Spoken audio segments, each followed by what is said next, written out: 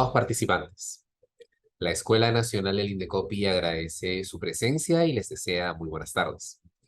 Es un placer dirigirme a ustedes y poder darles la más cordial bienvenida a la videoconferencia del día de hoy, titulada Barreras burocráticas en universidades.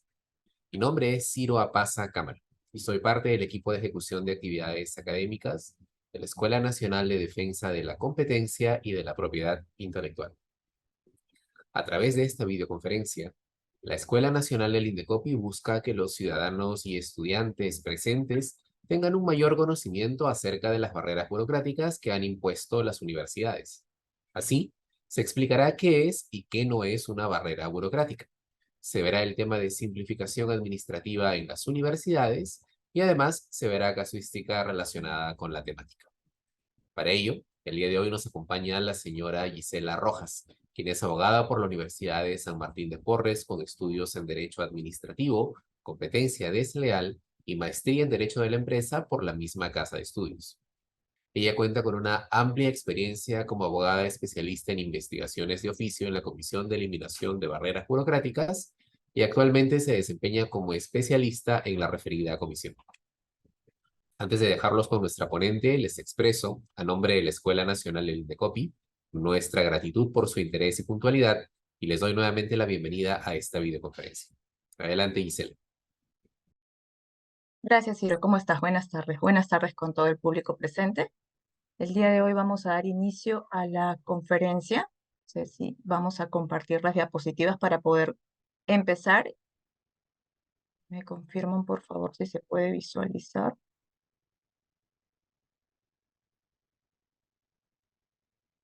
Sí, Gisela, ya puede visualizarse. Perfecto, muchas gracias, Ciro. Entonces, estimados, vamos a dar inicio a la conferencia del día de hoy, que es denominada Barreras burocráticas en universidades. En esta oportunidad quiero iniciar agradeciendo su participación y la disposición del tiempo con el que cuentan para esta charla que vamos a tratar de efectuar el día de hoy. Es importante precisar e iniciar indicando que esta videoconferencia es una actividad académica y que los comentarios vertidos el día de hoy reflejan únicamente mi punto de vista, no necesariamente reflejan la opinión del Indecopi o de alguna de sus comisiones, secretarías técnicas o las áreas. Siendo así, vamos a compartir con ustedes, este es el índice, y nuestra reunión, nuestra charla del día de hoy va a tratar principalmente sobre estos tres ejes. El primero es qué es y qué no es una barrera burocrática. El segundo de ellos es la simplificación administrativa en universidades. Y el tercer punto es la casuística respecto al tema que nos abarca hoy, que es el tema de barreras burocráticas, específicamente en el ámbito de universidades. Entonces vamos a dar inicio. Y vamos a iniciar por el primer tópico, que es ¿y qué no es una barrera burocrática? Entonces, vamos a empezar desmenuzando un poco el concepto que tal vez para algunos pueda sonar un poco confuso o un poco complicado. Entonces, vamos a empezar indicando que una barrera burocrática está compuesta de aquel cobro, aquella exigencia, aquel requisito, limitación o prohibición. Cuando nos referimos al cobro, puede entenderse esto como un derecho de trámite. Una exigencia, por ejemplo, es la exigencia de tramitar determinado procedimiento administrativo. Un requisito en sí está referido a los documentos que nos solicitan para la presentación o para el inicio del trámite administrativo. La limitación, por ejemplo, podría ser una limitación horaria para que determinado local, por ejemplo, pueda funcionar de acuerdo a cierto horario establecido. O, por ejemplo, también una limitación respecto a realizar determinada actividad económica. Una prohibición está específicamente vinculada con por ejemplo, una prohibición de poder efectuar en determinada zona, de acuerdo al uso, alguna actividad económica. Entonces, repasando, una barrera burocrática es aquel cobro, aquella exigencia, aquel requisito, aquella limitación o aquella prohibición que está dirigido ¿a qué? A condicionar, a restringir o a obstaculizar. Ello referente a dos planos importantes. El primero está relacionado netamente con agentes económicos y el segundo está relacionado directamente con los ciudadanos de a pie. El primero, que se encuentra relacionado con los agentes económicos, es que condicione, restrinja u obstaculice el acceso o la permanencia de los agentes económicos en el mercado. Es decir, a un nuevo agente económico que desee ingresar al mercado o un agente económico que ya se encuentra en el mercado y esto ponga en riesgo su permanencia en el mercado como tal. El segundo es la tramitación de procedimientos administrativos sujetos a las normas y o principios de simplificación administrativa. Como les había indicado inicialmente, ya aquí esto está más dirigido a los ciudadanos de a pie y es lo que vamos a enfocar el día de hoy nuestra charla, que es básicamente a la tramitación de procedimientos administrativos sujetos a normas y o procedimientos de simplificación administrativa. Entonces ya no estamos relacionados directamente con un agente económico, sino con un ciudadano de a pie que desea realizar la tramitación de un procedimiento administrativo y en el cual se están solicitando cierta documentación, cierto cobro, se está realizando una exigencia, un requisito, una limitación o una prohibición al trámite que él desea realizar, ¿correcto? Entonces, continuamos. ¿Quiénes tienen que imponer estas barreras burocráticas? Deben ser impuestas por las entidades del Estado. Entonces, desde este momento ya vamos dejando el panorama un poco más claro respecto a que únicamente estas barreras burocráticas que nosotros vamos a cuestionar en la Comisión de Eliminación de Barreras Burocráticas son las que están impuestas por las entidades del Estado. Es decir, un banco, por ejemplo, no podría imponer una barrera burocrática, en tanto no sería una entidad del Estado. Posteriormente vamos a ver casos muy específicos de cuando nos referimos a entidades del Estado, a qué nos estamos refiriendo puntualmente. Pero tengamos inicialmente el concepto de que se trata de entidades del Estado. Entonces, ¿cómo vamos a materializar estas barreras burocráticas? Las vamos a materializar de tres formas. La primera de ellas es a través de actos administrativos. Estos son que son individualizables, es decir, dirigidos a una persona o un grupo de personas que pueden ser individualizables, que se pueden identificar. La otra son disposiciones administrativas que no están dirigidos específicamente a una persona o a un grupo de personas en concreto, sino a la generalidad.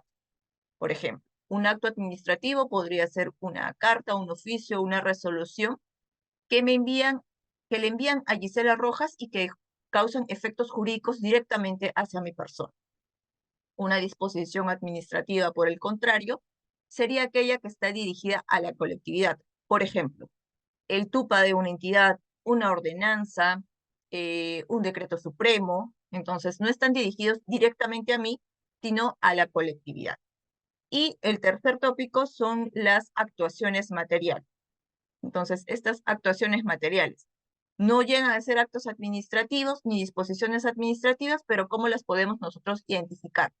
Por ejemplo, ahora que con este tema de la pandemia todo ha sido virtual, todo está digitalizado, cuando, por ejemplo, queremos realizar un trámite de un procedimiento administrativo, que lo primero que hacemos ahora es ingresar al portal web institucional de la entidad y, por ejemplo, visualizamos o un anuncio o un comunicado o un banner que nos señale algún requisito y que este requisito se encuentre establecido de forma ilegal, ¿correcto? Entonces, una actuación material sería, por ejemplo, este banner, este comunicado o esta actuación que nosotros vemos a través del portal web institucional, o de pronto si nos acercamos a la entidad y queremos realizar un procedimiento y para este procedimiento en específico visualizamos el periódico o la pared mural que tienen y visualizamos allí también un comunicado, una lista de requisitos que no están acorde con lo que nos establece el TUPA, por ejemplo.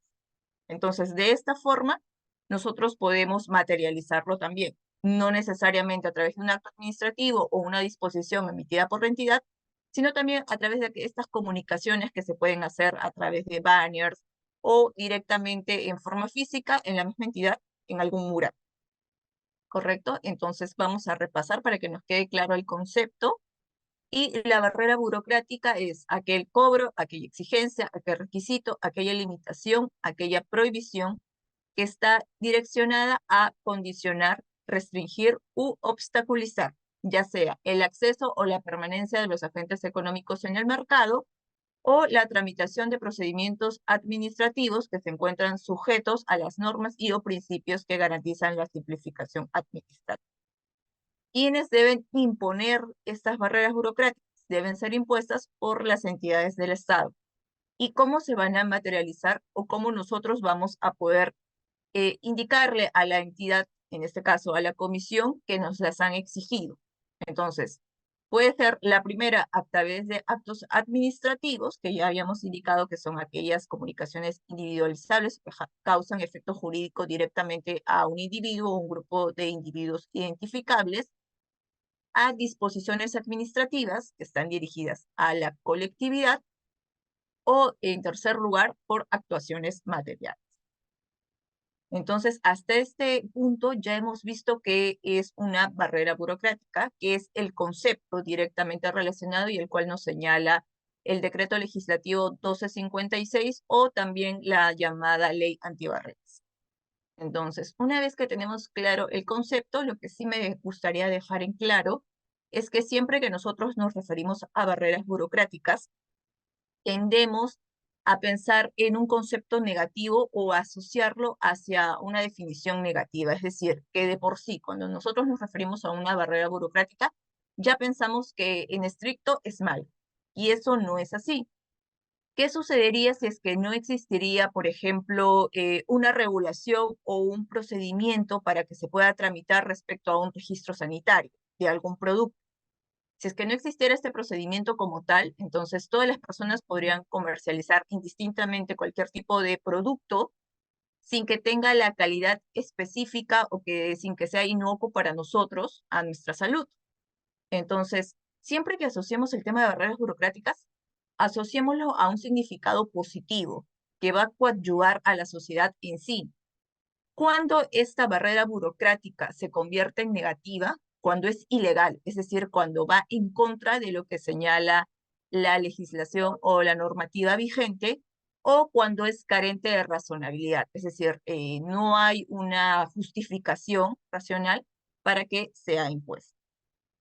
Entonces, una vez que ya tenemos identificada cuando se trata de una barrera burocrática, vamos a pasar a definir cuándo no constituye una barrera burocrática. Entonces, hay que dejar en claro también que el artículo 3 del decreto legislativo 1256 nos señala la definición exacta de una barrera burocrática, pero también nos señala cuándo no vamos a estar frente a un supuesto de barrera burocrática. Esto específicamente señalado en la legislación correspondiente.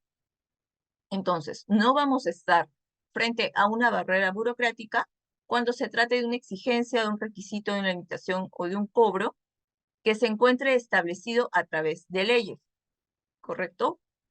Cuando se traten de leyes, nosotros no vamos a ser competentes. Cuando me refiero a nosotros, me refiero a la Comisión de Eliminación de Barreras Burocráticas, porque para cuestionar temas establecidos en leyes existe otro mecanismo, ¿correcto? Sí, existe acciones constitucionales que podemos efectuar. También, ¿cuándo no vamos a estar frente a una barrera burocrática? Cuando estas exigencias, requisitos, limitaciones o provisiones se encuentran contenidos en contratos suscritos por una entidad. ¿Por qué? Porque en este caso lo que se está realizando es dejar a criterio de voluntad de las partes el ámbito de contratar. ¿Cuándo también no vamos a estar frente a una barrera burocrática?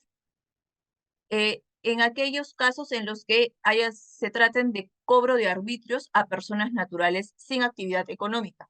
Esto quiere decir que cuando se trate de arbitrios a personas naturales que sí tengan una actividad económica, sí va a poder calificar como barreras burocráticas. Esto en virtud a que recuerden que veíamos que tendrían que ser obstaculizaciones o provisiones, en este caso, que se encuentran relacionadas con agentes económicos. Entonces aquí lo que se protege es la actividad económica de esta persona natural.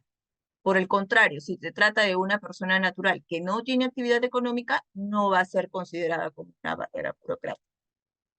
Otro ejemplo son la imposición de sanciones Otro ejemplo también son las omisiones, las inacciones o cualquier inactividad de la administración pública, salvo que su situación sea indispensable para el ejercicio de las actividades económicas o para la ejecución de un procedimiento administrativo y que no exista una solución alternativa por medio del régimen de silencios administrativos u otros.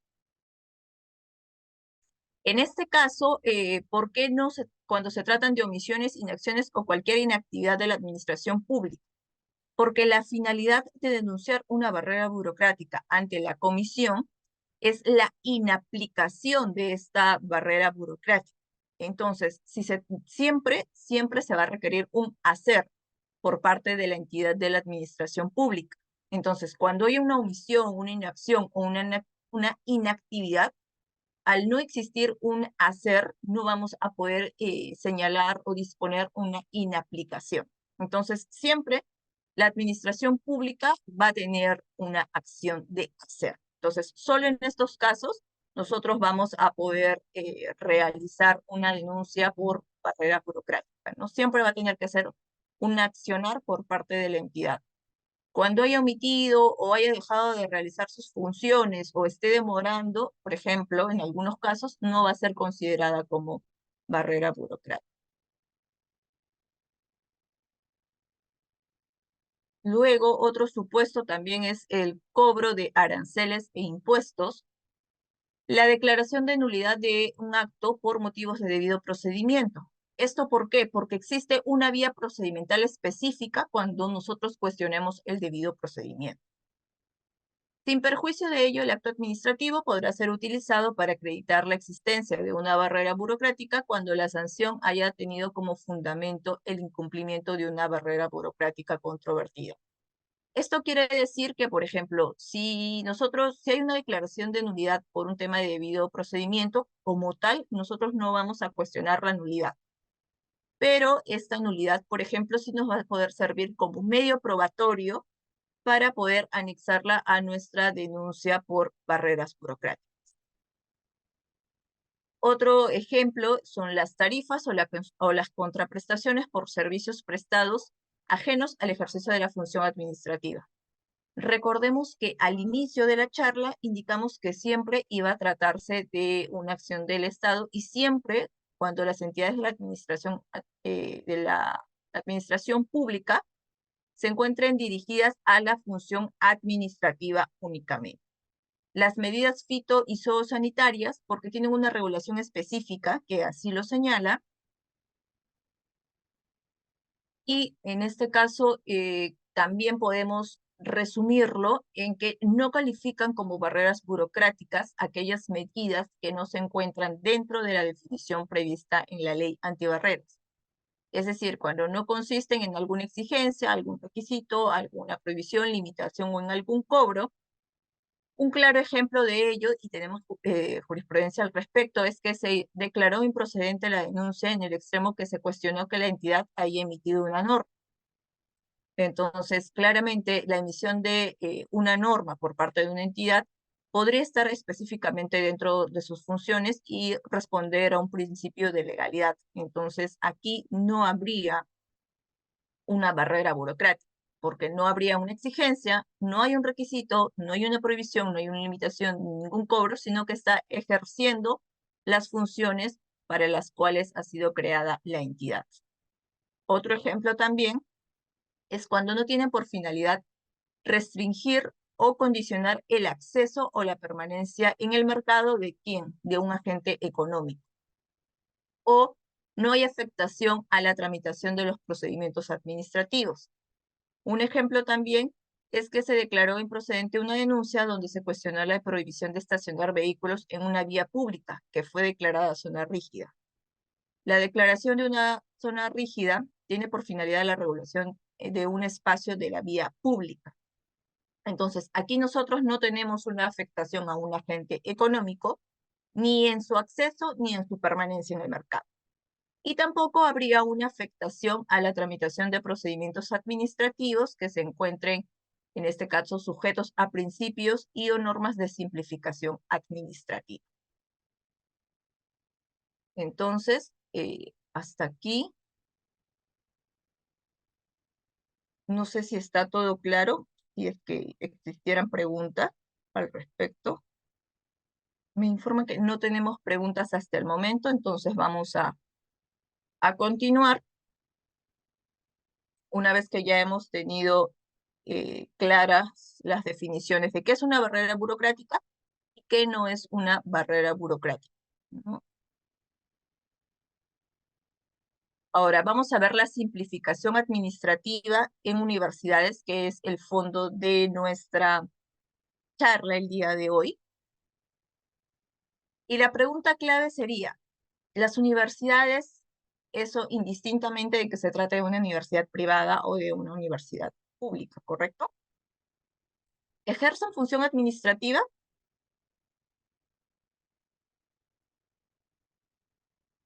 Primero vamos a empezar estableciendo la definición de la función administrativa. ¿Qué es la función administrativa? La función administrativa se considera a la función administrativa como la satisfacción para regular las necesidades colectivas de seguridad y bienestar de los individuos. Esto a través de decisiones y de operaciones dentro de las orientaciones generales trazadas por las políticas públicas y el gobierno, ya sea mediante normas legales, estímulo, coordinación u orientación de actividades privadas.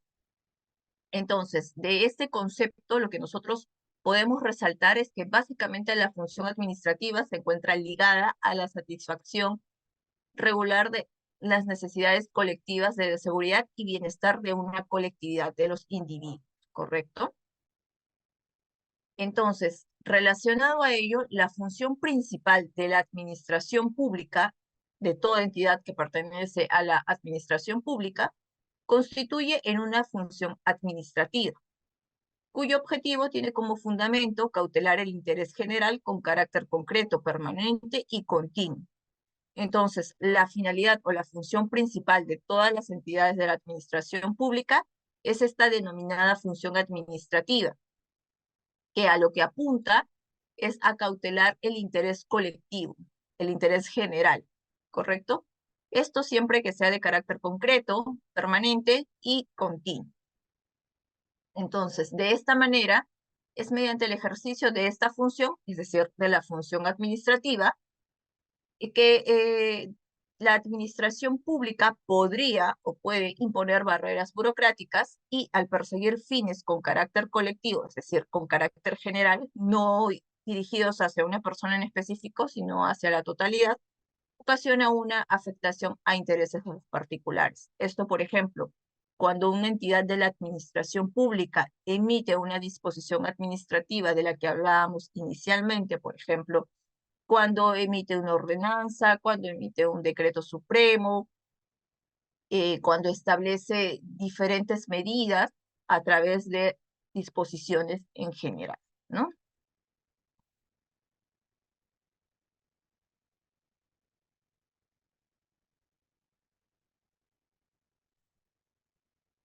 Aquí debe ser entendida, nos referimos a la administración pública, como el conjunto de actividades que se encuentran dirigidas a qué? A un fin encaminado a la generalidad. Entonces, siempre vamos a efectuar o a unir o a hacer el match de la función administrativa con las actividades que se encuentran dirigidas a la colectividad o a una generalidad.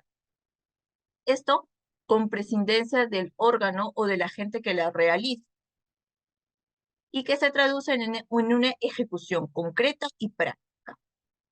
Por ejemplo, cuando la gestión y el servicio lo son en función del interés colectivo. La función administrativa transita por diversos organismos estatales e incluso puede ser realizada por particulares por medio de la delegación, la autorización o la concesión. Este punto resaltado es importante porque normalmente siempre asociamos a que una entidad de la administración pública son, por ejemplo, los organismos reguladores, como OCITEL, OCITRAN, SUNAS, o sea, siempre los dirigimos a organismos reguladores o agentes de la competencia, pero no necesariamente es así. Hay casos en los que algunas personas de dominio privado, en este caso, van a poder ser consideradas como entidades de la administración pública bajo ciertos supuestos y en virtud a ciertas funciones específicas que vayan a realizar. Esto lo vamos a resolver láminas posteriores, pero para el caso en concreto es importante que no siempre asociemos el término de administración pública o de entidades de la administración pública en específico a ciertos organismos estatales, porque algunas personas jurídicas de carácter privado también podrían ser consideradas. Entonces, ya hemos visto en este caso qué es la función administrativa. Vamos a ver qué es la ley universitaria para posteriormente poder unir a qué se refiere esta función administrativa que podrían ejercer las universidades, tanto públicas como privadas. Entonces, continuemos con la ley universitaria. Específicamente vamos a referirnos al artículo 44 de la ley universitaria cuando hace referencia a los grados y los títulos. Las universidades otorgan los grados académicos de bachiller, maestro, doctor y los títulos profesionales que correspondan a nombre de la nación. ¿Correcto? Esta es la finalidad o esta es la función específica que tienen las universidades públicas y privadas respecto al ámbito de grados y títulos. Las universidades que tengan acreditación reconocida por el organismo competente en materia de acreditación pueden hacer mención de tal condición en el título que vayan a otorgar. Entonces siempre es el título, por ejemplo, o el grado académico, el título de abogado a nombre de la nación, ¿no? Por ejemplo. Con el otorgamiento de grados académicos, y estos son el grado de bachiller, el grado de maestro y el grado de doctor, así también con la emisión de los títulos profesionales de las diversas carreras que tenemos, corresponden al nombre o a título de la nación. En este caso, las universidades públicas ejercen función administrativa por cuanto en estos supuestos específicos de otorgamiento de grados académicos o títulos profesionales, ejercen función administrativa. Esto porque las universidades públicas, en tales supuestos, vía legal, se les encarga la satisfacción de un interés colectivo. Y recordemos que la característica principal que habíamos visto en láminas anteriores era que la función administrativa estaba dirigida a esto, ¿no? A regular o satisfacer los intereses generales o colectivos. ¿Y cuál es este interés puntual o colectivo para el caso en concreto que persigue en las universidades públicas? Es asegurar que los egresados con tales grados académicos cumplan con un determinado perfil definido por ley y por los estatutos de la universidad que son aprobados por su autonomía.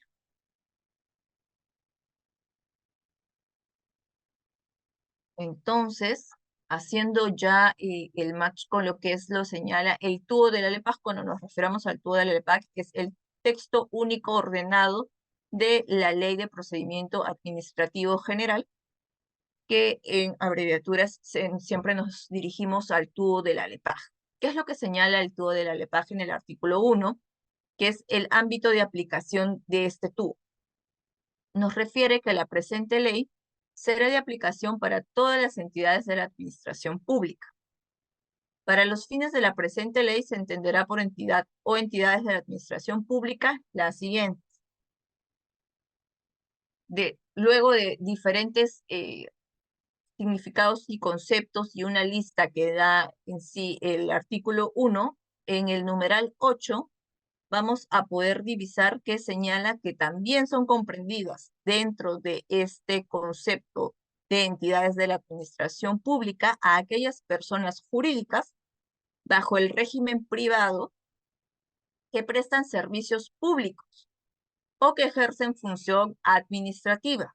Recordemos que la función administrativa está relacionada con cautelar el interés general, ya sea en virtud de concesión, delegación o autorización del Estado, conforme con la normativa de la materia. Los procedimientos que tramitan las personas jurídicas mencionadas en el párrafo anterior se rigen por lo dispuesto en la presente ley, esto es el TUO de la LEPAC, en lo que le fuese aplicable de acuerdo a su naturaleza privada. Entonces, cuando nosotros nos referimos a que estas personas jurídicas, como están consideradas las universidades, bajo el régimen privado, prestan servicios públicos o ejercen función administrativa. En este caso, las universidades van a ejercer función administrativa por delegación del Estado. Y esto lo podemos visualizar, por ejemplo, cuando hacen referencia a la ley universitaria, cuando señalan que las universidades otorgan los grados académicos de bachiller, maestro, doctor y los títulos profesionales a nombre de la nación. Ahora, en conclusión, las universidades públicas son parte de la administración pública y pueden imponer barreras burocráticas ilegales y o carentes de razonabilidad. Recordemos que siempre que nos referamos a barreras burocráticas y para tener la idea de que se tratan de barreras burocráticas negativas, deben ser ilegales y o carentes de razonabilidad. A través de actos administrativos, es decir, a través de alguna función específica direccionada hacia mi persona o hacia un grupo individualizable, a disposiciones administrativas, es decir, a la colectividad y o actuaciones materiales. El motivo principal para que nosotros podamos considerar que las universidades públicas ejercen función administrativa radica en la habilitación legal para un fin público. En este caso, ¿cuál es el fin público? Es el de otorgar grados académicos y títulos profesionales a nombre de la nación a los egresados de estas universidades, con la finalidad sobre la base de estándares de formación de calidad que posean un sentido de las necesidades del país de acuerdo con su realidad.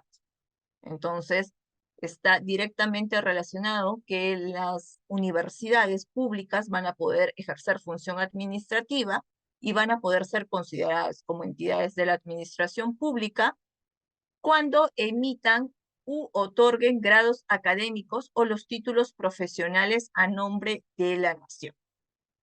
Esto en virtud a que están, en este caso, están coadyuvando a lo que sería una función o un carácter general, que sería el que hemos visto en láminas anteriores de preservar la calidad, en este caso, y con los estándares específicos para los egresados de las carreras, ¿no? Que cumplan con un perfil determinado y definido por ley, ya sea que se encuentre considerado en la ley, pero también en los estatutos de la propia universidad. En este caso, se encarga de satisfacer un interés colectivo, ¿no? Que es en este caso, el conocimiento, el perfil de los egresados de la universidad. Continuando con ello, nos señalan que es posible colegir también que la prerrogativa conferida a las universidades privadas, ahora ya nos estamos refiriendo específicamente a universidades privadas, para emitir grados académicos y los títulos profesionales correspondientes al nombre de la nación, con base en el artículo 44 de la ley universitaria, que es la ley 30220, es originada por una delegación legal de función administrativa para proteger intereses generales, de modo similar a lo explicado respecto a las universidades públicas. Las universidades privadas, solo en un supuesto de encargo legal, son susceptibles de ser denunciadas ante la SEP o la Comisión de Eliminación de Barreras Burocráticas, o ser sujetos de un procedimiento de oficio en su contra por la presunta imposición de barreras burocráticas ilegales y o carentes de razonabilidad. Entonces, ¿cuándo nosotros vamos a poder considerar a las universidades, tanto públicas como privadas, como una entidad de la administración pública? Cuando nos referimos específicamente a la otorgación de grados académicos y de títulos profesionales. Las universidades privadas ejercen función administrativa por delegación del Estado, por lo que serían consideradas como entidades de la administración pública y les serían aplicables las normas y principios de simplificación administrativa como a todas las entidades de la administración pública. Entonces, que la ley defina o también considere a las universidades públicas y privadas como entidades de la administración pública hasta que tengan que cumplir con la normativa vigente respecto a ello, por ejemplo, respecto a las normas y principios de simplificación administrativa que tenemos actualmente.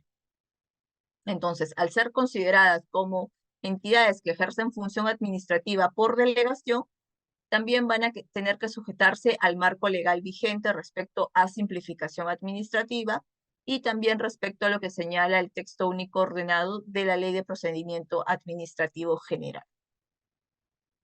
Antes de entrar específicamente a qué es simplificación administrativa, vamos a ver si hay algunas preguntas.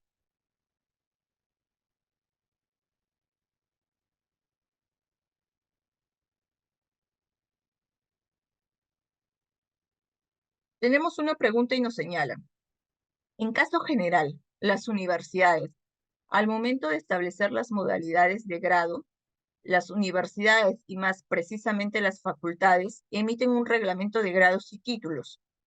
Si una universidad exigiera, por ejemplo, para cierta modalidad, un año de experiencia laboral para acceder al examen de suficiencia profesional, no estando este en ningún reglamento, podría constituir una barrera burocrática.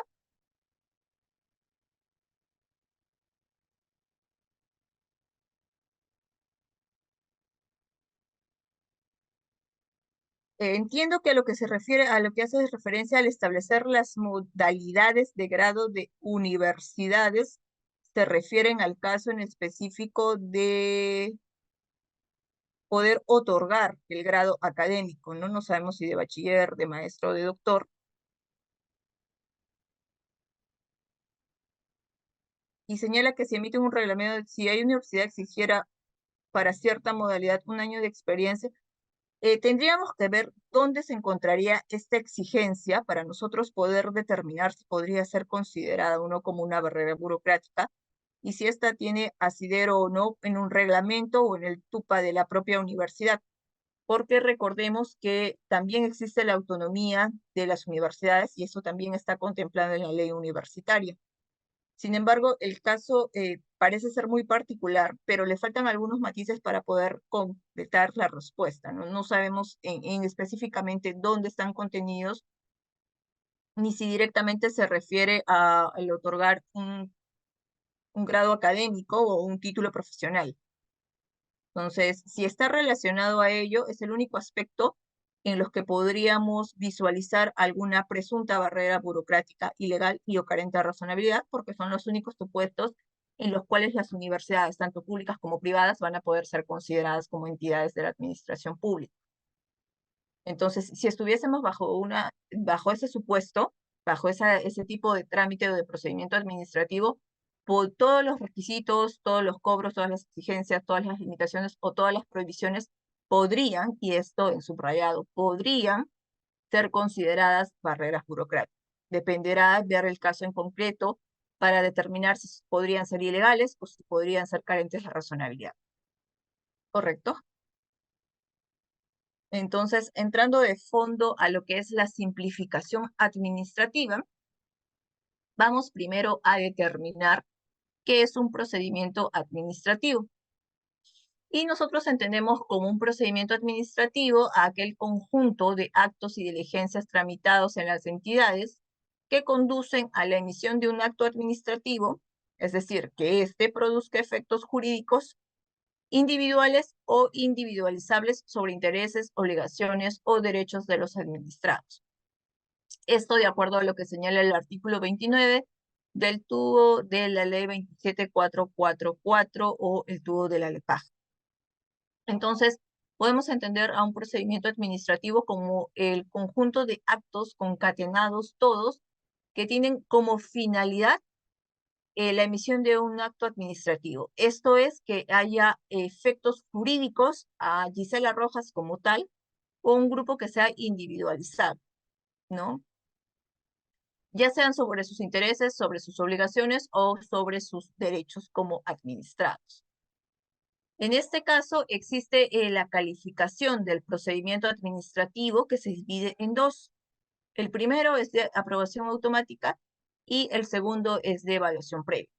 El de aprobación automática se va a determinar cuando yo, administrado, me apersono físicamente a la entidad o hago el trámite de forma virtual, y cuando se trata de procedimientos específicos que señala la ley de que son de aprobación automática, presento mi solicitud con todos los anexos que se requieren, revisan la documentación con el sello de cargo de recepción. Con eso se entiende que ya hay una aprobación automática, siempre que no haya ninguna observación. Entonces, con ese sello o de pronto con esa recepción de los documentos presentados por mesa de partes, virtual o presencial, se va a entender en efecto que ha sido aprobado automáticamente el procedimiento. En otros casos existen los de evaluación previa. Y evaluación previa está dirigido directamente con dos supuestos. El primero, que es de evaluación previa, en este caso que se va a determinar, lo que se va a tener que efectuar es, en este caso, que se cumplan todos los requisitos y va a haber un plazo determinado para poder realizar esta evaluación del cumplimiento de la base legal, base normativa, y en este caso se va a tener que emitir un acto administrativo en el cual se señale si se otorga o se deniega el procedimiento. No se entiende en el caso en concreto que con la sola presentación de la solicitud y de los documentos y de los anexos se va a tener como aprobado, sino que va a pasar por una evaluación del personal de la entidad de la administración pública para determinar si en efecto se otorga o no, esto en preservancia de la colectividad. El otro también hay plazos del procedimiento, esto respecto a los plazos establecidos para cada trámite en particular, y también respecto a silencio, si pasado el plazo que nos estipula, por ejemplo, el TUPA de una entidad, se va a considerar como silencio positivo o como silencio negativo. En el caso sea silencio positivo, se va a entender que si no me respondieron en el plazo estipulado, se entendería que hay una aprobación ficta. Esto quiere decir que pasado el tiempo, por ejemplo, 15 días hábiles para la tramitación de un procedimiento, y en esos 15 días hábiles me debieron de dar respuesta y no me dieron respuesta, yo como administrada voy a entender que esa solicitud de trámite de procedimiento fue aceptada, porque está sujeto a silencio positivo.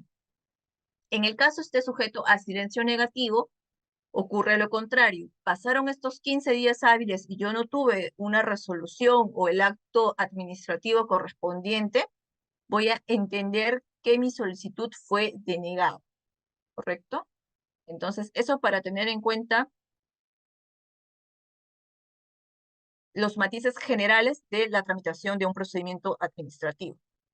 Otro punto importante respecto a los procedimientos administrativos es la legalidad del procedimiento. Esto es porque existe un principio de legalidad, a diferencia de lo que sucede con las personas naturales, con los ciudadanos, es que nosotros no estamos obligados a hacer lo que la ley nos dice. En el caso de las entidades de la administración pública, estas están obligadas exclusivamente a hacer lo que la ley les señala. No pueden ir más allá de lo que la ley les establece. Es decir, de las funciones específicas que la ley les determina para cada entidad o para las entidades en general. No pueden ir más allá de esta regulación de funciones. Entonces, la legalidad del procedimiento está relacionada con que los procedimientos y los requisitos deben establecerse en una disposición sustantiva. Esto es una disposición administrativa que se encuentra dirigida a la colectividad, que ha sido aprobada mediante decreto supremo o una norma de mayor jerarquía por la ordenanza regional, por ordenanza municipal, por resolución del titular de los organismos constitucionalmente autónomos, de acuerdo con lo establecido en el numeral 40.1 del artículo 40 del TUO de la LEP. Por ejemplo, en el caso de las universidades, podría ser determinado a través de una resolución rectoral.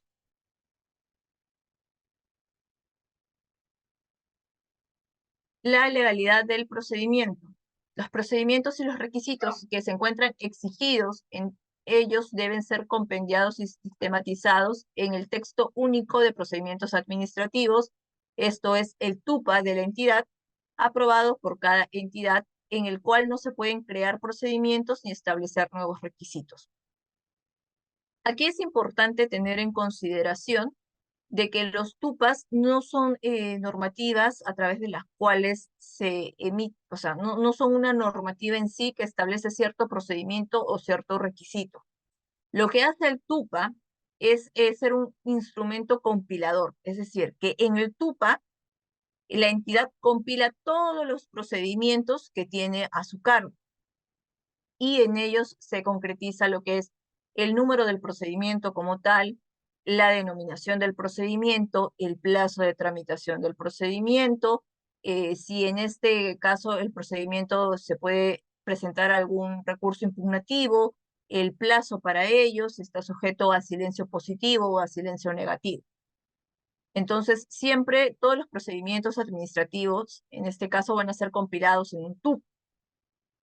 Entonces, si nosotros queremos realizar determinado procedimiento administrativo ante una entidad, ¿dónde deberíamos encontrar nosotros ese procedimiento? Deberíamos encontrarlo compilado en el TUPA.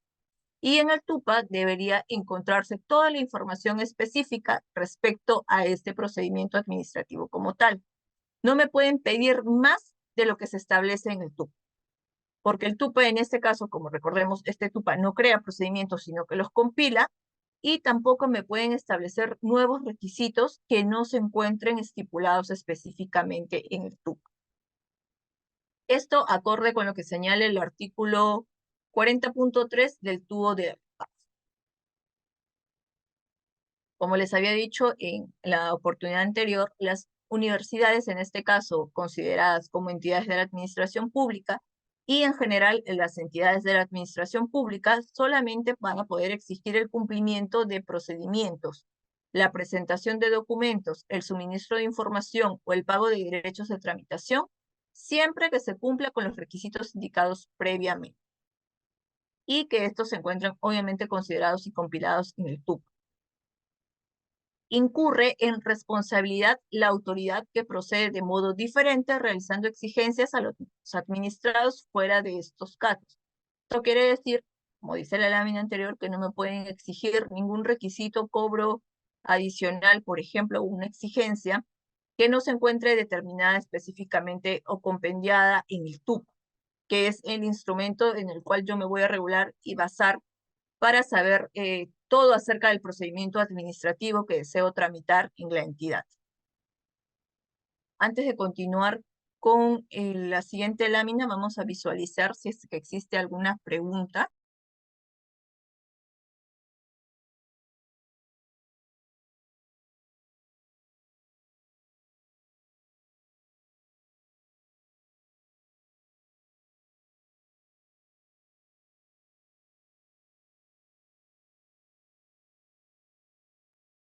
Tenemos 3 preguntas. La primera de ellas dice, cuando una tesis tiene muchos errores de redacción y así se piden publicarlo, sin embargo, el área del repositorio devuelve el documento para su mejora, y si no hay mejoras no se publica, ¿sería una barrera burocrática? Recordemos un poco lo que estábamos hablando al inicio respecto al tema de la definición.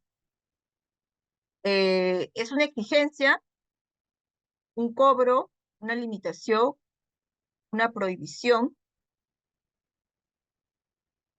y aquí o un requisito. Y aquí cuando nos señalan una tesis tiene muchos errores de redacción y así piden publicarlo. Sin embargo, el área de repositorio devuelve el documento para su mejora y si no hay mejora no se publica. Esto no podría ser considerado en líneas generales como una barrera burocrática.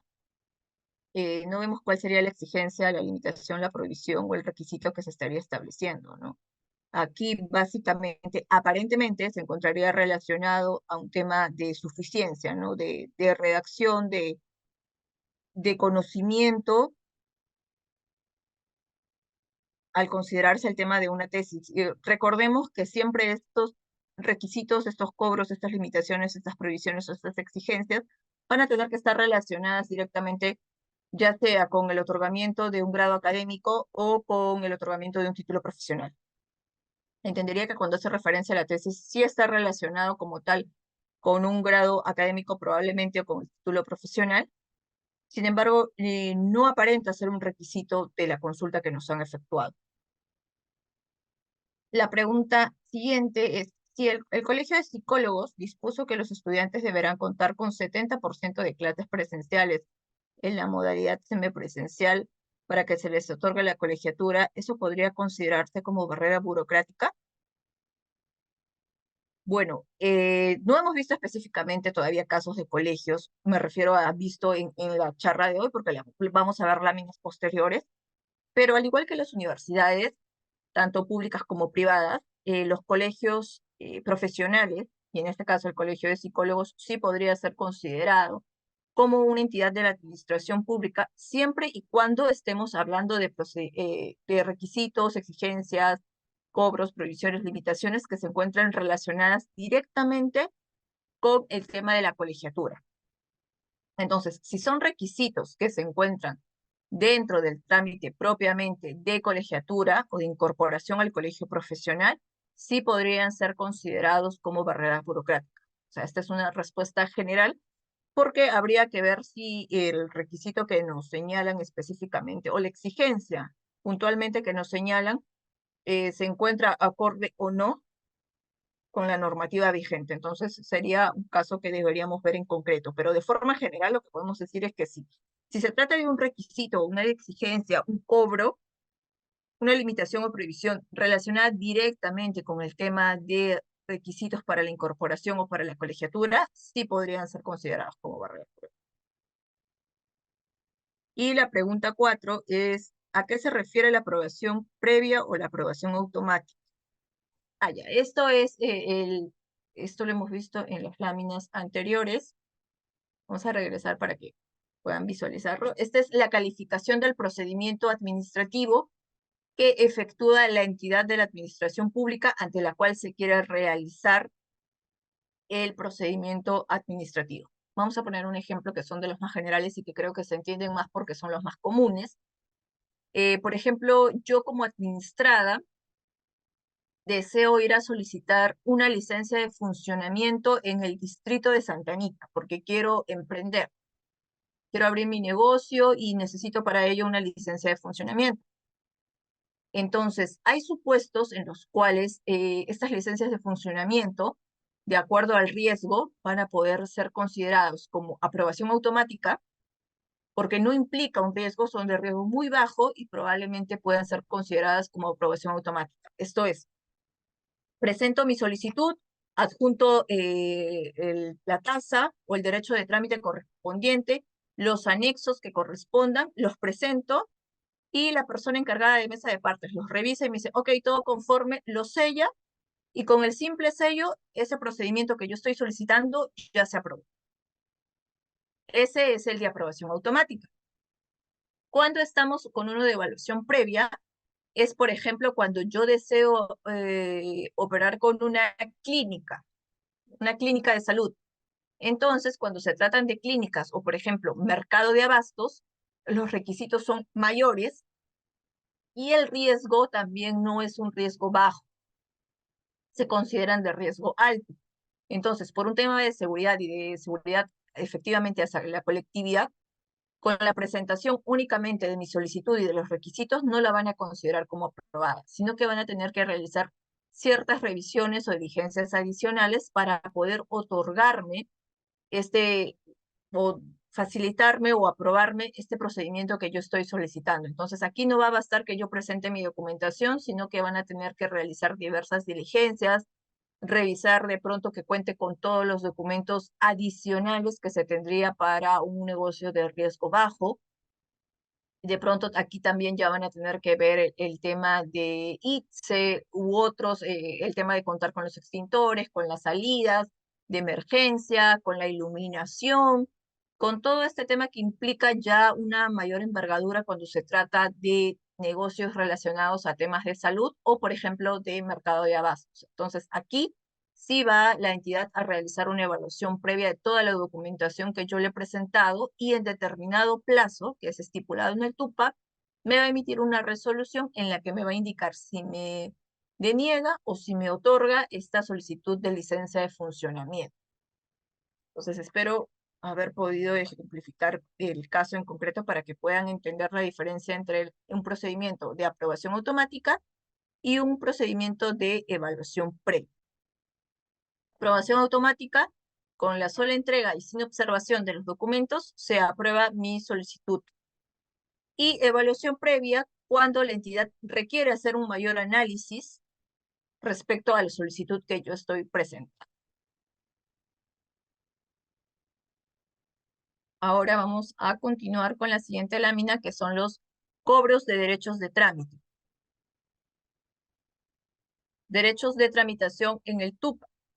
El TUPA, recordemos que debe ser un documento obligatorio para todas las entidades de la administración pública, porque es la única forma en la que el administrado va a poder saber a ciencia cierta qué requisitos, cuál es el costo, cuáles las acciones, el plazo que debo realizar específicamente para poder tramitar de forma adecuada un procedimiento administrativo. Las entidades de la administración pública se encuentran prohibidas de exigir montos que no se encuentren acorde a la normativa tributaria y metodología de la PCM. Respecto a la metodología de la PCM, hay un decreto específico que es el 064-2010 PCM que regula cuál es la metodología que debe seguir la entidad de la administración pública para poder establecer los costos de los servicios que van a brindar. Asimismo, además de este tema de cumplir con la metodología, recordemos que las entidades de la administración pública no cuentan con una finalidad lucrativa. Esto es decir, que el tema de tramitar un procedimiento administrativo ante la entidad no corresponde a un trámite de que puedan generar ingresos o generar ganancias las entidades de la administración pública, sino que corresponde a efectuar o brindar un servicio al administrado o al ciudadano. Entonces, como las entidades de la administración pública no pueden ejercer actividades con fines de lucro, ¿qué es lo que tienen que realizar? Realizar el cobro de lo que a ellos específicamente les cuesta realizar ese servicio. Si necesito, por ejemplo, que me faciliten una fotocopia de una hoja, un documento que yo presenté, entonces únicamente lo que me deben cobrar es el importe que a ellos les conlleva brindarme este servicio. Por ejemplo, en el caso de acceso a la información pública, que es un procedimiento estandarizado en todas las entidades de la administración pública, por cada copia que yo solicite a través de este medio, me van a cobrar 10 céntimos por cada hoja. ¿Qué pasaría si me cobraran 30 o 40 céntimos porque me dijeran que, por ejemplo, no, que requieren que me sacan la fotocopia a colores o que de pronto necesitan destinar un personal solamente para esa tarea y me quieren cobrar 50 céntimos? Entonces aquí probablemente ya estaríamos ante un tema de una barrera burocrática y legal porque ese cobro no correspondería al servicio que me están brindando o específicamente a lo que a ellos les cuesta brindarme dicho servicio. Entonces, los derechos de tramitación que no corresponden al costo del servicio. En diversos pronunciamientos se ha declarado barrera burocrática y legal el cobro de derechos de trámite que se encuentren, en este caso, relacionados a procedimientos contemplados en el TUPA de los ministerios. Por ejemplo, el Ministerio de Salud, el Ministerio de Defensa, el Ministerio de Transportes y Comunicaciones, entre otros. En estos casos puntuales, el motivo de la ilegalidad se debió a que se constató, primero, que en las entidades denunciadas no utilizaron la metodología de las cuales estaba comentando, que es la metodología vigente para la determinación de los costos del procedimiento aprobada por la PCM, que es el Decreto Supremo 064-2010 PC. En este decreto, que es de obligatorio cumplimiento para todas las entidades de la administración pública, hacen un detallado de cómo o los pasos que se deben realizar y cómo es que se debe llegar a determinar el derecho de trámite de los procedimientos administrativos. En tanto no se había utilizado dicha metodología, los derechos de trámite evaluados no correspondían al costo en el que incurría la entidad para tramitar el procedimiento, lo cual vulneraba el numeral 53.2 del artículo 53 y el numeral 54.1 del artículo 54 del TUO de la LEPAJ. Es decir, que además de que no estaban cumpliendo con la metodología para poder especificar o determinar cuál es el monto de la tasa o del derecho de trámite para cierto procedimiento administrativo, ellos aquí no me estaban cobrando lo que correspondía o lo que a ellos les costaba brindarme este servicio, sino que me estaban cobrando de más. Entonces aquí hay una afectación a en este caso a dos numerales del TUO de la LEPAJ, que es el numeral 53.2 y el 54.1.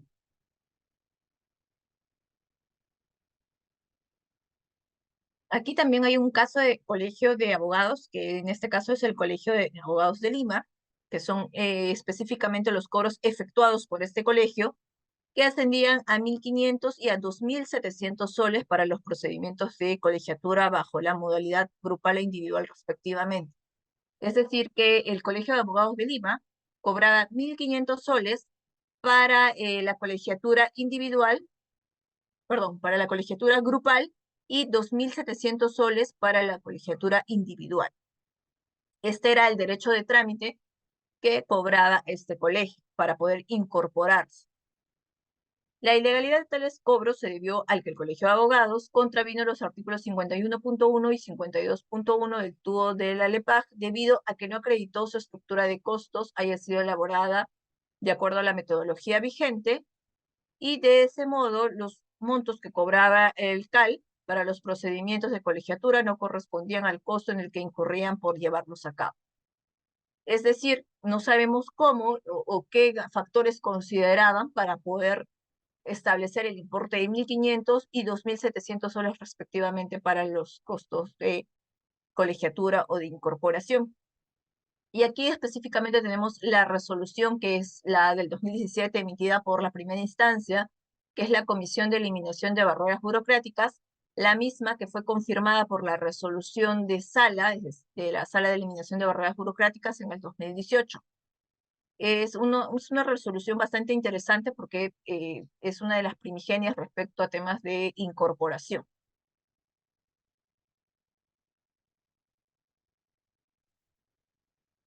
Ahora pasemos a lo que es la documentación prohibida de solicitar y vamos a verificar que no haya ninguna pregunta.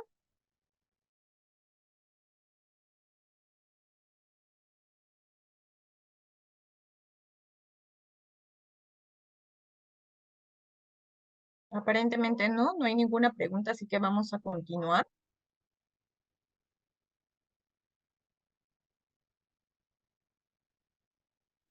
¿Existe información prohibida de solicitar? Sí, existe información prohibida de solicitar y esto en virtud a las normas y o principios de simplificación administrativa, que podemos ubicarlas en el tubo de la LEPAJ, en el decreto legislativo 1246, en el decreto legislativo 1310, en los que se señalan algunos supuestos en los cuales no pueden, como administrados, solicitarlos diversa información y o documentación, y aquí vamos a mencionar algunos más resaltantes o los más comunes que podemos visualizar a través de nuestra experiencia diaria.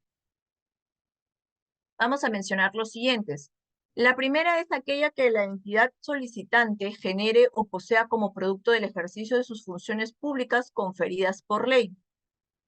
Por ejemplo, para la tramitación del título profesional, me están solicitando documentación que la propia universidad emite o que ya tenía en virtud a que lo presenté, por ejemplo, para obtener el grado de bachiller. Si ya lo presenté para el grado de bachiller y deseo solicitar mi título profesional, esa información ya se encuentra en mi legajo. Entonces, es información que ya posee la universidad, me estoy refiriendo específicamente a ejemplos dirigidos a universidades, entonces ya no deberían solicitarme. Otra, por ejemplo, es aquella que la entidad solicitante genere. Y esto se los comento como experiencia cuando realizamos investigaciones a universidades, tanto públicas como privadas, en épocas de pandemia, a las carreras profesionales relacionadas con medicina humana. Encontramos que diversas universidades solicitaban documentación que ellos mismos emitían. Por ejemplo, constancia de no adeudo a la biblioteca, constancia de no adeudo a la tesorería. Entonces, es documentación que la propia universidad genera y que por eso me solicita presentación y adicionalmente solicitaba el pago de un derecho de trámite. Si la propia universidad lo genera, entonces la propia universidad puede anexarla al expediente correspondiente. No debería solicitarme información que ellos tienen o que podrían tener cruzando información con sus dependencias o con sus diversas áreas. Otro supuesto es aquella que haya sido expedida por la misma entidad o por otras entidades públicas del sector, en cuyo caso corresponde a la propia entidad recabarla directamente. Podríamos utilizar nuevamente el ejemplo de cuando vamos a realizar el título, a solicitar el título profesional.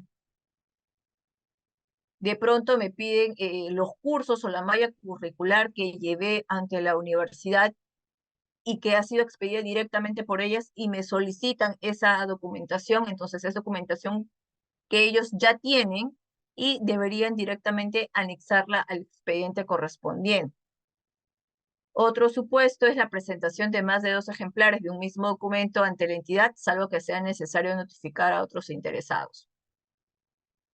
Por ejemplo, cuando estoy solicitando la obtención del título profesional y me solicitan 5 ejemplares, ejemplares para coordinación académica, para tesorería, para finanzas, etcétera, etcétera, etcétera, cuando bastaría un ejemplar para poder, o 2 ejemplares, eso siempre y cuando tenga asidero que vayan a notificar o vaya a ser para diversas partes, ¿no? O diversas áreas. Entonces, bastaría con 1 o 2 ejemplares como máximo para poder presentarlos. Otro supuesto es la constancia de pago realizada ante la propia entidad por algún trámite. Por ejemplo, voy a obtener mi grado de bachiller.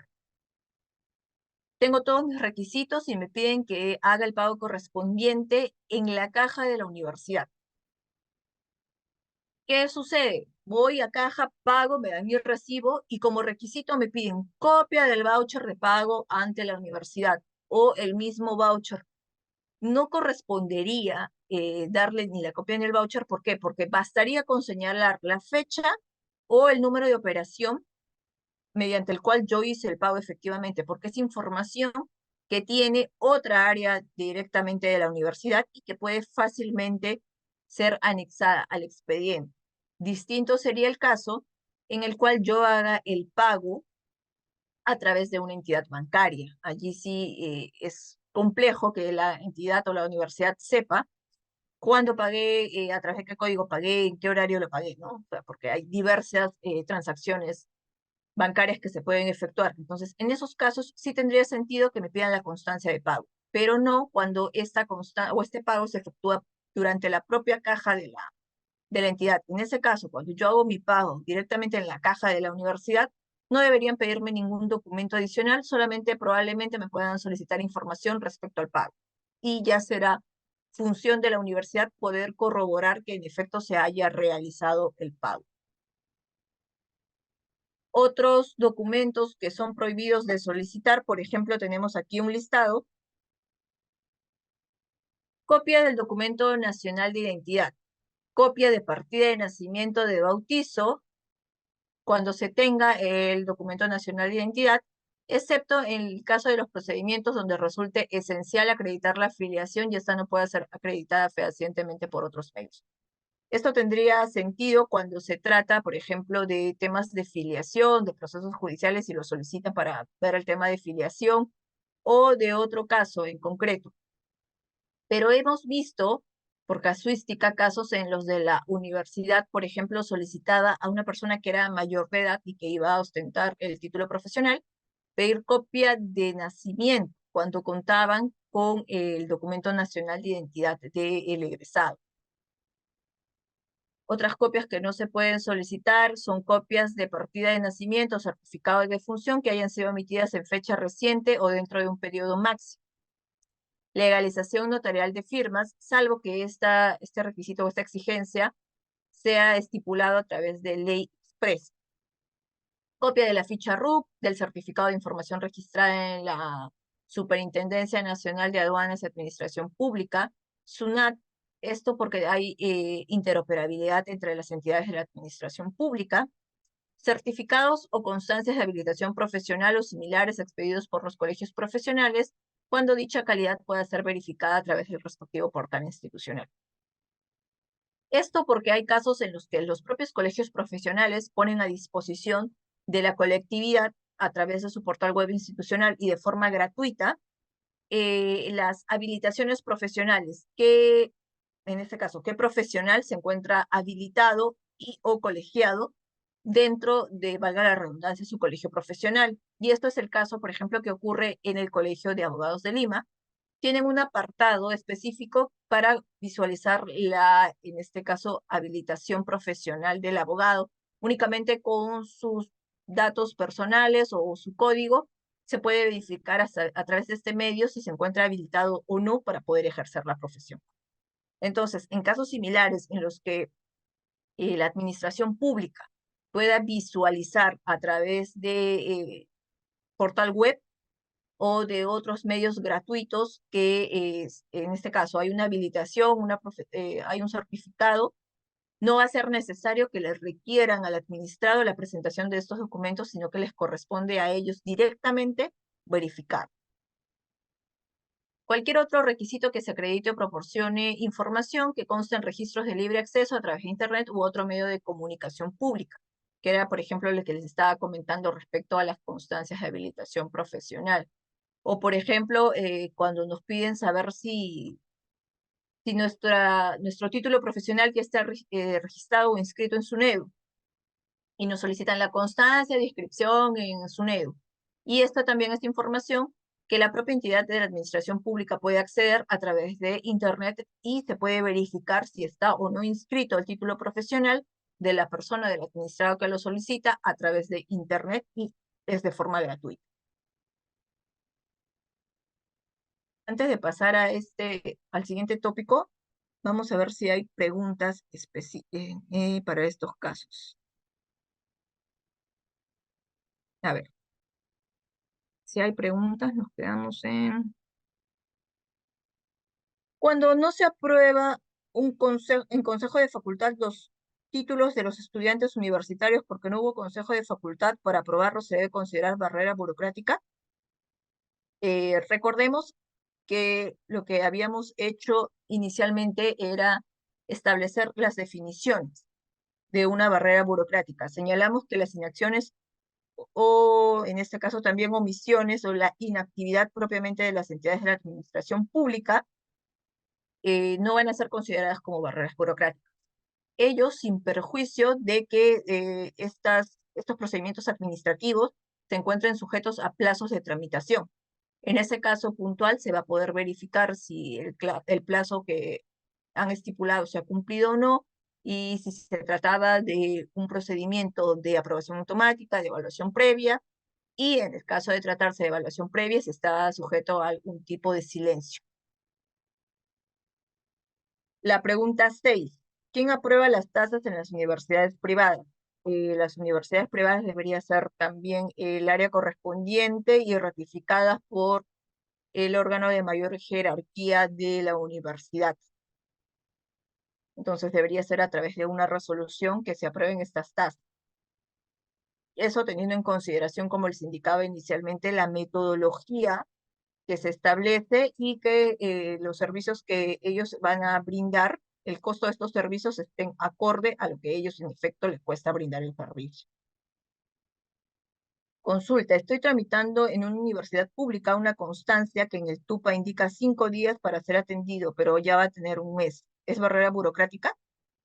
Nuevamente nos remitimos a la definición. Las inacciones, la omisión o la inactividad por parte de las entidades de la administración pública no son consideradas como barreras burocráticas, sin perjuicio de que podemos revisar si en efecto esto se encuentra sujeto a un plazo estipulado y si este plazo puntualmente, como por ejemplo el de 5 días, si está sujeto a un tipo de silencio positivo o negativo. ¿Correcto? Si es que no estuviese, no sería considerado como una barrera. ¿Qué acciones seguir cuando se detecta una tesis plagiada y le dicen al autor, cambia tu muestra? Bueno, esto ya no se encuentra tan relacionado a lo que nosotros podríamos entender como barrera burocrática, sino ya más a un tema de forma respecto a temas de tesis, ¿no? Y estas son acciones propiamente administrativas de la universidad porque se encuentra relacionado con temas de plagio y no sería un tema de competencia de nosotros. Si una universidad privada tiene implementadas normas internas poco claras como reglamentos de grados y títulos y este no ayuda al estudiante en guiarlo adecuadamente, sería una barrera burocrática. Y volvamos a más o menos a tener en claro cuál era la definición de barrera burocrática, ¿no? Entonces, para que nosotros consideremos una barrera burocrática, vamos a hacer como un checklist. Primero vamos a tener en consideración, ¿se trata de un cobro? ¿Se trata de una exigencia? ¿Se trata de un requisito? ¿Se trata de una limitación o una prohibición? Si responde a alguno de estos supuestos, vamos al siguiente. Si hay una afectación a los principios de simplificación administrativa, hablando específicamente para el caso de universidad. Entonces, aquí cuando nos dice que tiene implementadas normas poco claras, no habría una barrera burocrática que pueda ser presuntamente ilegal y o carente de razonabilidad, ¿no? Sin perjuicio de que puedas revisar también el TUPA de la universidad para que te pueda dar los requisitos específicos que tienes que tramitar para el procedimiento administrativo que solicitas. En ICA, una universidad privada pide un pago para realizar un examen. ¿Eso puede considerarse como barrera burocrática? Recordemos que básicamente cuando se tratan de universidades, la comisión y la sala van a ser competentes únicamente cuando hablemos de otorgamientos de grados profesionales o grados académicos o título profesional. En este caso no nos especifica si es que se trata de alguno de esos casos y tampoco nos indica si el pago es para un requisito puntual que señala la universidad para tramitar el procedimiento, o sea, lo que podríamos aquí ver si es que se trata de un caso en el cual esté relacionado directamente con grado académico o título profesional, si es que esto se encuentra contemplado como tal en el TUPA, y si es en específico está proporcional con lo que cuesta brindar el servicio, y si ha sido determinado a través de la metodología. Hay más supuestos, pero sería confundirlos un poco. Básicamente nos vamos a quedar inicialmente con esta lectura general, ¿no? Poder ver si se trata inicialmente de este tipo de procedimientos, que está como requisito, y si ha sido establecido acorde a la metodología y si corresponde a lo que le cuesta a la universidad brindar el servicio. Parece ser más un caso en específico, así que los casos en específico hay que verlos por cada caso puntual, ¿no? No podríamos dar una respuesta general para un caso en específico porque hay que ver más aristas. Una universidad privada puede cobrar 500 soles para el asesoramiento de tesis y si este servicio es deficiente o no se cumple como corresponde, ¿qué faltas estaría incurriendo la universidad? Mira, volvamos a lo mismo. Para asesoramiento de tesis, entiendo que podría ser para un grado académico o un título profesional. Esto necesariamente, no está necesariamente relacionado con los requisitos para la obtención de estos grados académicos o título profesional. Así que inicialmente la respuesta sería que no está direccionado a un tema de barreras burocráticas, sin perjuicio de que lo puede haber otra área del INDECOPI que podría ser por el tema de servicio deficiente cuando hace referencia, es que se tratase de un servicio adicional que brinda la universidad, podría ser visto desde un punto de vista de consumidor.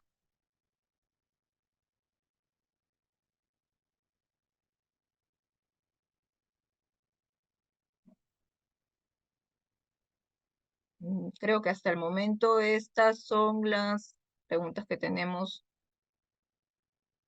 así que vamos a avanzar para que podamos ver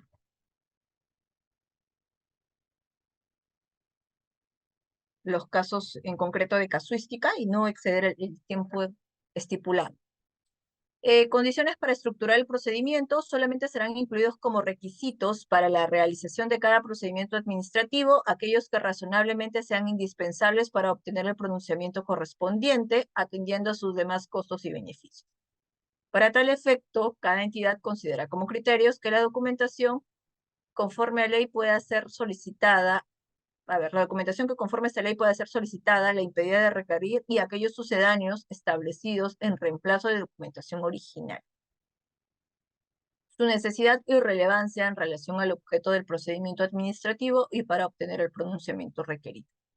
Aquí podría ser, por ejemplo, lo que les había comentado en láminas anteriores, que para tramitar el grado académico de bachiller, siendo yo mayor de edad y teniendo un documento nacional de identidad, me soliciten la copia de mi certificado de nacimiento. O sea, no tendría ninguna necesidad ni ninguna relevancia que yo presente el documento, en este caso mi partida de nacimiento, porque ya tengo un documento que verifica y que demuestra mi identidad como tal, ¿no? Entonces, hay en algunos casos algunos requisitos que son establecidos para este tipo de procedimientos que no guardan relación con la finalidad del procedimiento en sí. Entonces, que no tendrían razón de ser para solicitarlos. Pero como les digo, esto va a tener que ser visto por cada caso en concreto para poder efectuar el análisis. Presentación de documentos sucedáneos de los originales para el cumplimiento de los requisitos correspondientes a todos los procedimientos administrativos, comunes o especiales. Las entidades están obligadas a recibir los siguientes documentos e informaciones en vez de documentación oficial, a la cual reemplazan con el mismo mérito probatorio. Copias simples en reemplazo de documentos originales o copias legalizadas notarialmente de tales documentos, acompañados de una declaración jurada del administrado acerca de su autenticidad.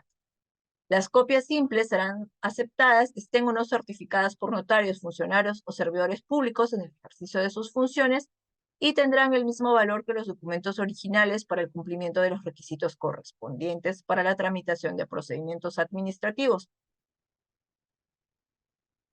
Por ejemplo, esto podría darse para el caso de las copias de alguna documentación que yo presente una copia legalizada, debería tener el mismo valor que un documento original. En casuística existe la resolución emitida por la primera instancia por la comisión que declaró que constituyen barreras burocráticas y legales determinadas medidas impuestas por el Colegio de Abogados de Arequipa para la tramitación del procedimiento de colegiatura, que consistía en la exigencia de presentar copia legalizada del título de abogado, del grado de bachiller y del DNI. El documento denominado verificación e impresión de búsqueda de la SUNEDU. Es ilegal, ¿por qué? Primero, es ilegal porque la entidad debe recibir copias simples en el marco de sus procedimientos y no solicitar copias legalizadas. Adicionalmente a ello, hay una prohibición de exigir a los administrados copia de DNI. ¿Por qué? La información puede ser obtenida a través de la interoperabilidad que existe en todas las entidades de la administración pública, y también porque hay información que consta en registros de libre acceso a través de Internet, y eso está relacionado directamente cuando nos solicitan el documento denominado verificación e impresión de la búsqueda de la SUNEDO. Era el ejemplo que les había dicho en láminas anteriores. Uno puede ir al portal web de la SUNEDO y verificar si en efecto mi documento está ingresado y registrado en dicha entidad. Ahora vamos a ver casuística general, que ya de alguna forma hemos ido avanzando a lo largo de las láminas que hemos visto hasta el momento. En una resolución también de primera instancia, nos señala la exigencia de presentar el acta de aprobación de la sustentación de la tesis para la tramitación del procedimiento de aprobación de grado académico en doctor en Ciencias de Educación. Esto exigido por la Universidad Nacional de Educación Enrique Guzmán y Valle. Esto estaba establecido en diversos procedimientos administrativos señalados en el TUPA de la entidad, que podemos visualizar ahí en el numeral 2 el procedimiento del TUPA, en un documento denominado aprobación del grado académico, en una resolución que ha sido difundida por portal web institucional. La exigencia de presentar 5 ejemplares de la tesis debidamente empastada para la tramitación del procedimiento de aprobación de grado académico. Y esto está directamente relacionado también con el número de ejemplares que se solicitan, ¿no? Salvo que se haya de notificar a más de 2 partes. En este caso no guardaba relación presentar 5 ejemplares de la tesis. La exigencia de presentar copia de DNI para la tramitación del procedimiento de aprobación del grado académico de doctor en Ciencias de la Educación. Esto estaba en un documento denominado aprobación de grado académico, y esto directamente porque es un documento prohibido de solicitar. No me deben solicitar la copia de DNI, lo que sí pueden solicitarme es la exhibición de mi DNI. La exigencia de presentar un recibo de pago para la tramitación de un procedimiento, esto teniendo en consideración que el pago se haya efectuado en la caja de la propia universidad. Ahí no me pueden solicitar el recibo de pago. Luego, otro caso es el de la Universidad Alas Peruanas, en donde se consideró concluido un procedimiento de oficio que se había iniciado debido a que ya no eran exigidos estas barreras burocráticas que habían sido presuntamente ilegales y o carentes de razonabilidad, y que se encontraban en un documento denominado Manual de Usuario de la universidad. Estos requisitos, por ejemplo, son boleta de venta por grado académico de bachiller, cuando este pago se haya efectuado en la caja de la universidad.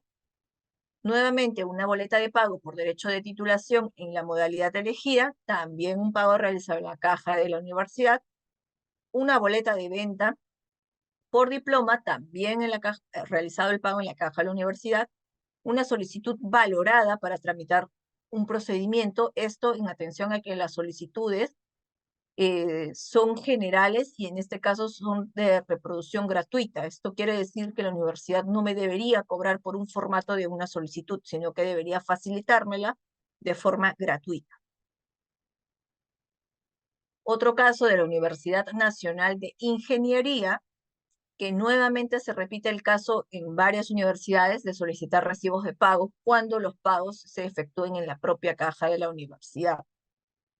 Luego, aquí hay dos cobros, uno de 4.375 soles y otro de 5.250 soles.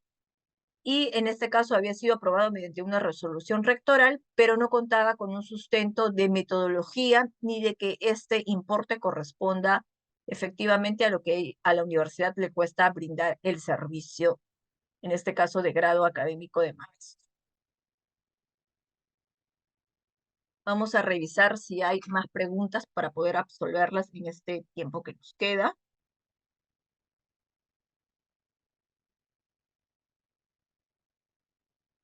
Mm, mm, mm, mm, mm.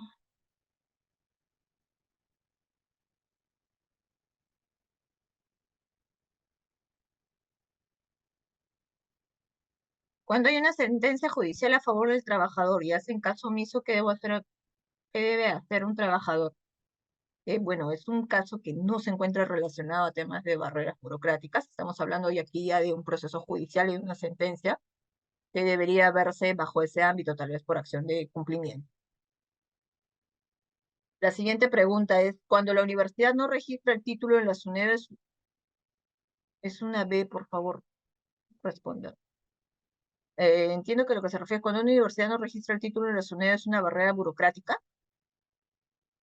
Va a depender, en este caso, de la obligación de la universidad y en efecto se han realizado todos los pasos a seguir y si, dónde es que se encuentra el tema del registro, ¿no? ¿Dónde se encuentra la afectación? Si de pronto se presentó toda la documentación a la SUNEDU y la SUNEDU en el plazo establecido no realizó las acciones correspondientes para emitir el acto administrativo correspondiente o para poder registrarlo, podría ser una barrera.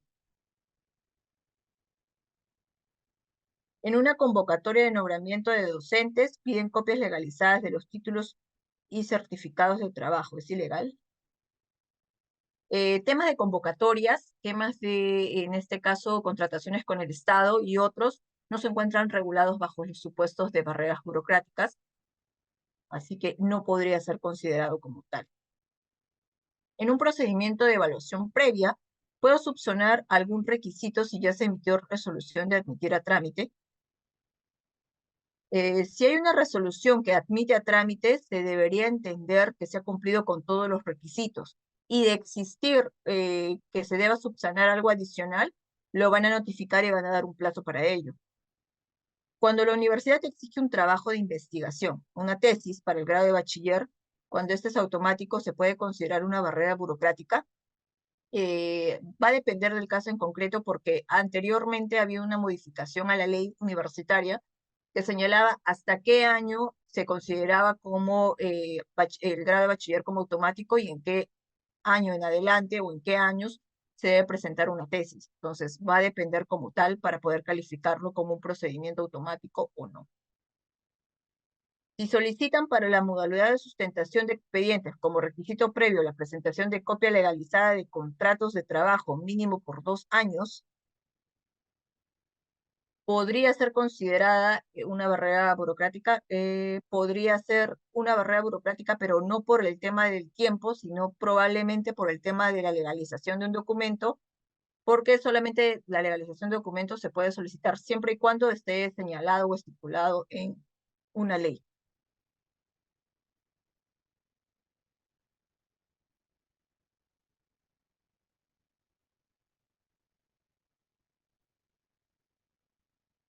Una precisión. Entendí que en caso de universidades privadas, Indecopi solo intervendría en casos de la obtención de grados y títulos. ¿Es así? En efecto, no solamente en el caso de universidades privadas, sino también públicas.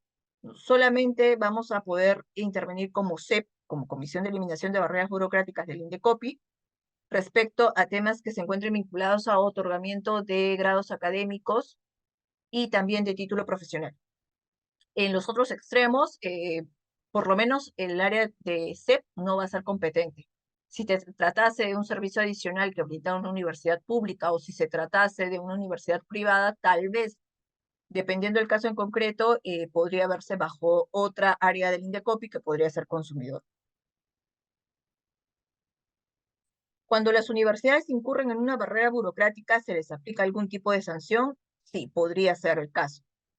Nosotros tenemos un procedimiento de oficio a través de los cuales nosotros hacemos una investigación, ya sea porque nosotros mismos hemos evidenciado alguna presunta barrera burocrática o también porque hay una denuncia informativa que nos comunica ello. Entonces, en esos casos se puede iniciar procedimiento de oficio, una investigación que puede concluir en un procedimiento y se puede sancionar a la entidad.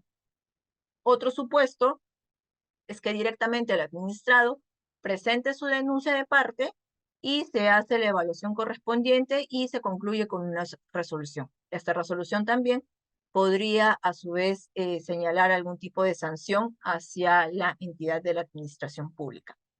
Y hasta el momento estas han sido todas las preguntas. Si quieren encontrar más información, más casos, más jurisprudencia, saber nuestras funciones, qué es lo que realiza la Comisión de Eliminación de Barreras Burocráticas, los invitamos a ingresar a nuestro portal web institucional que pueden apreciar en pantalla, en el cual van a poder ubicar un ABC para la presentación de denuncias. Es una guía, un formato para que todas las personas puedan presentar específicamente de forma concreta y con un buen resultado una denuncia de parte.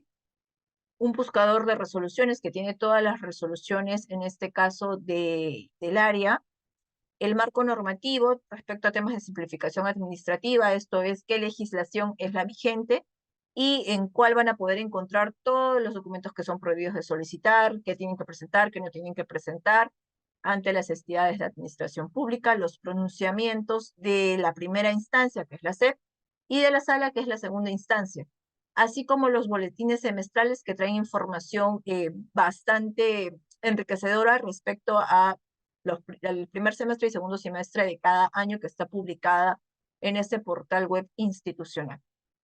Espero que la charla que hemos tenido el día de hoy ha sido fructífera para ustedes, enriquecedora, que hayan aprendido un poco más acerca del mundo de las barreras burocráticas y que les haya quedado claro los conceptos que hemos manejado el día de hoy.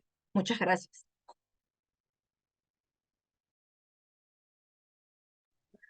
Muchas gracias. Agradecemos la excelente exposición de la doctora Gisela Rojas y la participación de todos ustedes. Los esperamos en una próxima actividad. Indecopi. Compunche Perú. Bicentenario del Perú 2024. Gobierno del Perú.